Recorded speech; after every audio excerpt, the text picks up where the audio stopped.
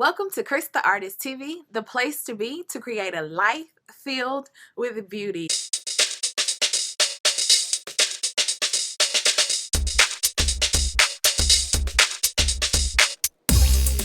I am as excited as ever.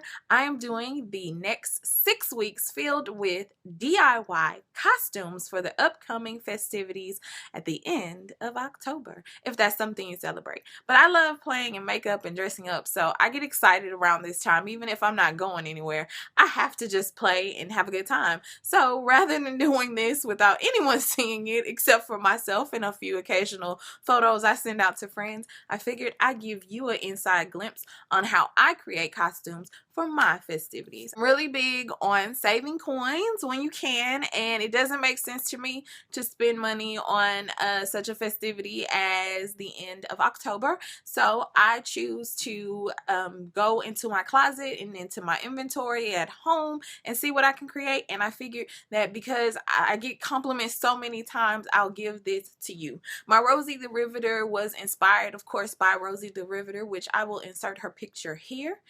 If you follow me on Instagram, you have seen this lovely Yes We Can collage that I made that inspired me to do this particular look. This is Rosie the Riveter with a twist. I knew that I did not have the traditional coloring for Rosie the Riveter around my home. So I did have a black and white polka dot scarf. And I figured, you know, what if I just edge the crap out of Rosie and make her 2015 edgy Rosie the Riveter. Not that she wasn't already a badass, but I figured I just would edge her out for 2015. And this is the look that I came up with.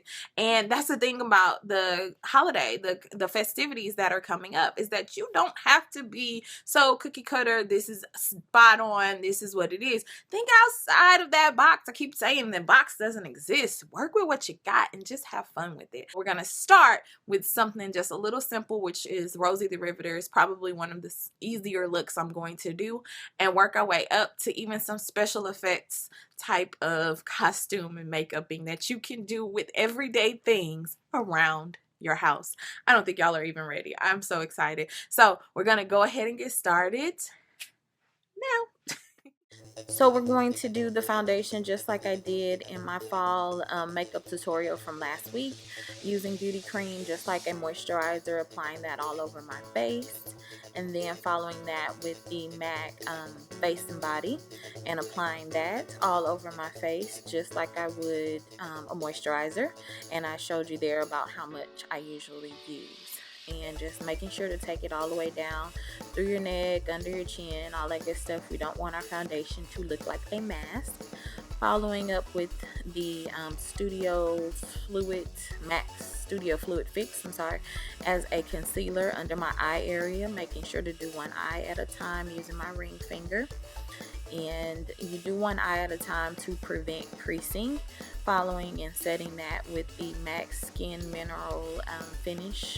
mineralized skin finish, and patting that on with a sponge, and then I'm doing the other eye. So one eye at a time when you're doing any type of concealing under the eyes to prevent creasing and stuff.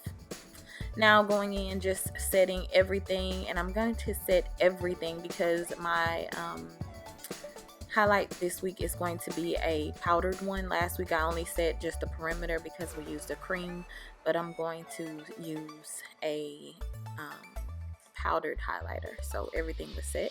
I'm doing some heavier contouring than before using Blunt by MAC because this is going to be more of a sculpted. I want my face to kind of have that hard you know, jawline and cheekbone, high cheekbone, and that's what sculpting is recreating a new shape.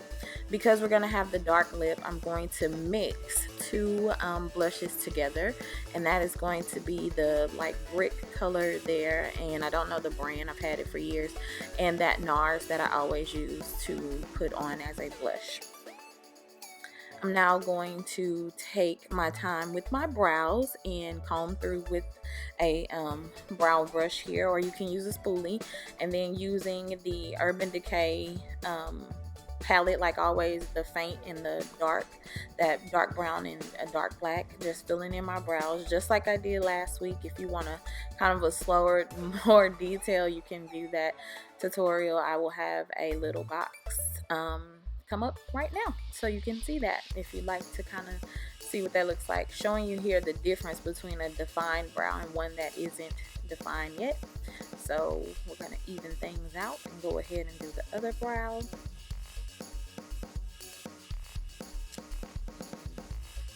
Now we're going to go in and just softly brush through to make sure that there's no harsh lines. Using just the MAC Studio Fluid as a eyeshadow base, I'm going, the same one I use as my concealer, I'm going to just place that all over my eye because we're going to do a very neutral look this week.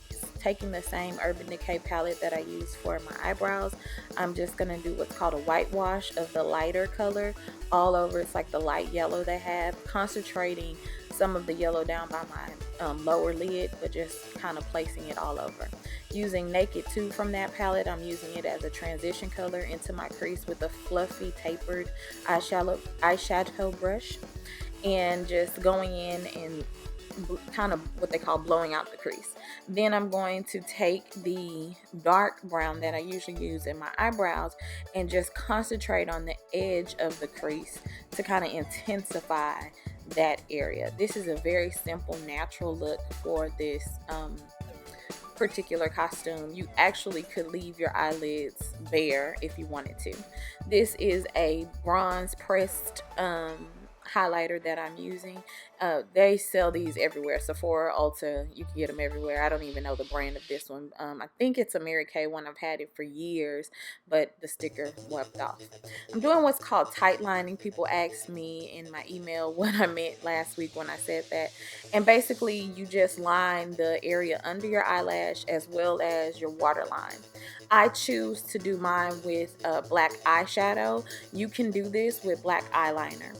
I'm using very light application of mascara for my top and bottom lashes because we're going to apply some falsies. Okay, I did my lashes off camera, but I'll just show you how to do lashes another time. So I'm going to do the basic red look first. Like I said, if you were doing this just regular, go ahead and take it up to the eyeshadow look. You can add lashes, you don't have to. I probably would because it's a costume, and at this point I wouldn't do any eyeliner or anything like that. I would go in and just do a red lip, and I am going to use NYX Hot Red lip liner, and of course Ruby Woo by MAC. That would be Rosie with the red. Okay, so I want to show you how to do the hair really quick before I do the black lip edge Rosie out. So because I have my braids now, it's going to be a little different. However, I'm going to get it as close as possible. If you have if you have your regular hair or whatever, this is going to be really simple. If you don't have natural hair and you still want to get your look on for costumes and you have braids like myself, you'll even know how to do that as well. So if you have natural hair, you just still want to section out this little portion here of your hair. So about this much of your hair you would want to section out. At this point you would tease this down to kind of build the area, and then you want to smooth that out, and you would smooth it out and pin it so that when we put our bandana on, you have that little bang that she has. So in our case, I am going to pull it a little bit further forward so that it'll be positioned where I want it to be. And then I'm going to twist it into place. I'm going to twist it here, and then when I pull her back, push it up so that it'll be where I want it to be. The tighter the twist, the stiffer the little pompadour will be. Twist it a little tighter and push it up a little bit. Just kind of play around with it until it gets to your liking. And then just using some regular bobby pins, the ones that are closed, y'all. This is a regular bobby pin. We're going to secure it down. We're going to make an X with the bobby pins. So then taking another line here, you want to make an X. This is what locks whatever you've done into place, okay? So because I have braids, it's going to be a little different. I'm going to take all of this hair, all of it. Try to get it nice and smooth. If you have like a longer hair, you could do the same thing you want. Okay, so get all of the hair put up, all of it. Try to get it as nice and smooth as possible. It's a little challenging with the braids, and they're so thick and they're freshly done, so they're a little taut. But try to get it all put up. Whatever is not staying, just pin it in place. It's not a big deal. This is gonna be interesting because this scarf is a little smaller than what's happening on my head. Okay, so once you get that done, you want to take your scarf. Part of why I made Rosie a little edgy is because I didn't have the traditional coloring scarf, but I had a black and white polka dot scarf. So you want to take your scarf and put it in the triangle like that. And then you want to take that little triangle and fold it down just a little bit, not totally, but like a portion. I don't know if you can see that, like about that much, so that it kind of looks like a trapezoid. I think that's the right one. And then you take that and you take your hair and you want to put it where it's like boom, and your little thing will be right behind where you have that thing. So naturally my braids don't cooperate. That's cool. You make it work. This was so much. I should have filmed this when I still had my short hair out. But it was so dark when I came up with the idea. So you tie it where it will sit just behind your little pompadour, okay? And you want it to be kind of short like this, so just a regular bandana works best. If you don't have a regular bandana, that's cool. Just use what you got, which is part of why I made it like this. And you want them to be just kind of freely out there like that. That was kind of the look back in that time. So, yep. And then just making sure you tuck. Oh Lord. We don't want wardrobe malfunction. Just making sure you tuck everything where you want it to be. Okay, so like I said, mine's a little different this time because I have this big French roll of hair back there, but that's pretty much the look as far as that goes. And then you would just play around with this little area. If you had your natural hair out, probably take like a rat tail comb and kind of fluff it out. What I did for when I had that look, I took some edge control. This is Design Essentials edge control. And I just took a little bit of edge control and put it on my edges, and then I just kind of made the you know, edge shape that I wanted. So I'll do that here. I have a few edges out,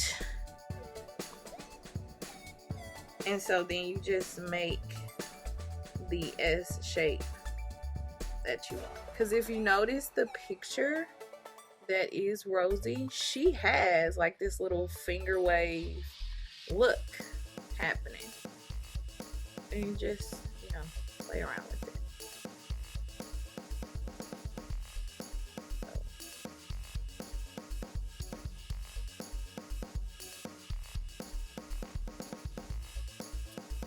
And so that would be the look.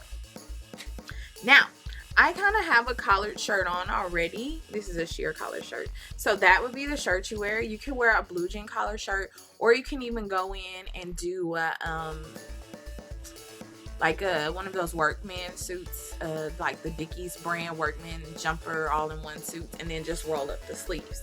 For the purpose to kick it up a little more, because like I said, I was going edgy, we're going to do the black lip and the heavy liner. Again, this makeup look, this bandana, all that good stuff, you could do this look for pretty much any like 1950s inspired pinup girl, that kind of thing. Okay, so to edge her out, we're going to use the black lipstick. I don't have a black lip liner, but because it's such a dark color, you definitely want to use something to line your lips. Only thing I have is black eyeliners, so I just sharpened a black eyeliner, and that's what we're going to use today. I don't like that like pink look. Kind of looks like a dog to me. So, or a lion. So I usually take it as far back as it'll go without messing up my teeth, of course. This completes our Rosie the Riveter edgy, trendy 2015 version. I hope you enjoyed today's tutorial, and I cannot wait until we complete the costume DIY series. We'll see you back here next week on Crys the Artist TV, the place to be to create a life filled with beauty. Thanks so much for watching, guys. Bye.